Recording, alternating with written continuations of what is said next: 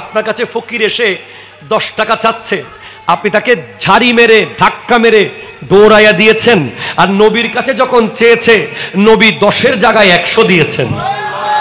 कोई आ जाए तलब से भी सिवा देते हैं, आए बीमार तो हर दुख की दवा देते हैं, गालियां देता है कोई तो दुआ देते हैं, दुश्मन आ जाए तो चादर भी बिछा देते हैं। কেউ যদি নবীর কাছে আসতো কিছু চাওয়ার জন্য, যা চাইতো নবীজি তার চেয়ে বেশি দিতেন। আয়ে বিমার তো হর দুঃখ কি দাওয়া দিতে হ্যায়, কেউ যদি নবীজির কাছে একটা রোগ নিয়ে আসতো, নবীজি তাকে সমস্ত রোগের ওষুধ দিয়ে দিতেন। রোগ মানে কি শুধু রোগ, জ্বর কাশি এগুলা রোগ, আর অনেক রোগ আছে না। মনের কষ্টও তো একটা রোগ, মানসিক টেনশনও একটা রোগ। এই টাইপের কিছু নিয়ে নবীজির কাছে যখন কেউ আসতো, নবীজি এমন কিছু বলে দিতেন, এমন কিছু তার জন্য করতেন যে তার সমস্ত ব্যথা দূর হয়ে যেত। এমন একজন এসে নবীজিকে বলছে, ইয়া রাসূলুল্লাহ মাতা সা, কিয়ামত কখন কায়েম হবে? এটা তার বড় টেনশন, কিয়ামত হলে আমি কি করব, কেমনে যাব, কোথায় যাব?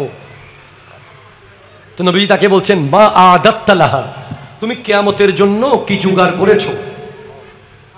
বলে, আমার কাছে তেমন নামাজ রোজা হজ যাকাত বেশি ইবাদত তো নাই, আমি কিয়ামতে কি করব একটু বলেন না ইয়া রাসূলুল্লাহ, বড় চিন্তার মধ্যে আছি।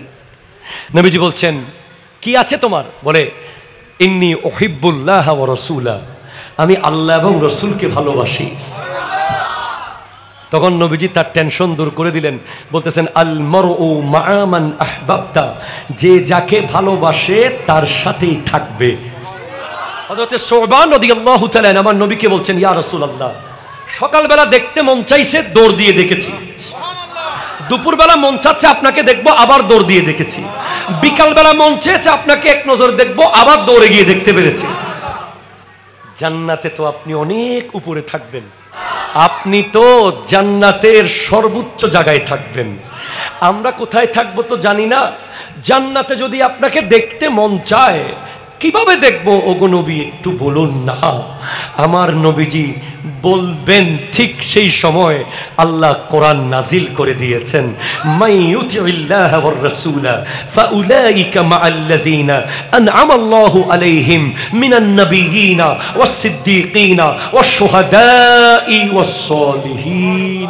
বলছেন, তুমি এখানে যেভাবে সকাল বিকাল সন্ধ্যা দুপুর যখন মন চায় আমাকে দেখতে পাচ্ছ, তুমি জান্নাতেও আমাকে যখন মন চায় দেখতে পাবে।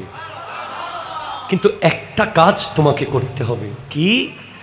আল্লাহর আনুগত্য, নবীর আনুগত্য। আল্লাহ এবং রাসূলকে অনুসরণ করো। তারা যা যা খেতে বলেছে তা খাও, যা বলতে বলেছে তা বলো, যেখানে যেতে বলেছে সেখানে যাও, যেখানে নিষেধ করেছে সেখানে যাও না, যেটা খেতে মানা করেছে সেটা খায়ও না, যেদিকে দেখতে মানা করেছে সেদিকে দেখিও না, যেদিকে বলতে মানা করেছে সে কথা বলিও না। এইভাবে চলো, জান্নাতেও তুমি মন চাইলে নবীর সাথে থাকতে পারবা, নাইলে সিদ্দিকের সাথে থাকবা, না হলে শহীদদের সাথে থাকবা, না হলে ওলিদের সাথে থাকবা। আমাদের এত বড় চাহিদা নাই, কোনো মতে দূর থেকে নবীজির কামরার ফাঁক দিয়ে। আচ্ছা আপনি একটু ভাবেন না, ধরেন জান্নাতে বিশাল এক আলিশান কামরায় আমার নবী, আমরা আশিকরা দরজার ফাঁক দিয়ে একটু একটু দেখতেছি। আপনি একবার ভাবেন এই জিনিসটা কেমন। আর যে জান্নাতেই যেতে পারবে না, যে জাহান্নামের তলদেশে পড়ে থাকবে, তার কি হবে বলেন? কি হবে 70 বছরের জীবন দিয়ে, কি হবে 90 বছরের হায়াত দিয়ে, যদি উকি দিয়ে নবীজিকে একটু দেখতে না পারি? নবীজি আপনাকে চুল রাখতে বলেছে এভাবে, আপনি রেখে দিয়েছেন ইহুদিদের মতো। নবীজি আপনাকে প্যান্ট পরতে বলেছে সুন্নাহ সম্মত, আপনি পরেছেন 3/4 প্যান্ট। নবীজি আপনাকে বলেছে 5 ওয়াক্ত মসজিদে আসতে, আপনি 5 ওয়াক্ত ব্রিজের উপরে গিয়ে সিগারেট খেয়েছেন। নবীজি আপনাকে বলেছে বাপ মার সেবা করতে, আপনি বাপ মার সেবা না করে নেতার সেবা করতে গেছেন। তো আপনি কিভাবে সেই নিয়ামত পাবেন? আপনি দেখবেন যে আপনার এলাকার যে ছেলেকে আপনি পাত্তাই কোনোদিন দেন নাই, সে জান্নাতে প্রবেশ করে গেছে।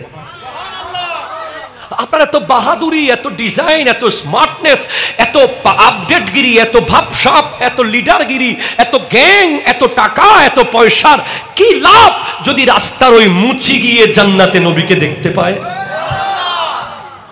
বলছে আয়ে বিমার তোহার দুঃখ কি দাওয়া দেতে হ্যাঁ।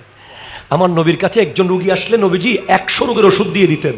এরপর বলছেন গালিয়া দেতা হ্যাঁ কোই তো দোয়া দেতে হ্যাঁ। নবীজিকে যখন কেউ গালি দিত, নবীজি তাকে দোয়া দিতেন।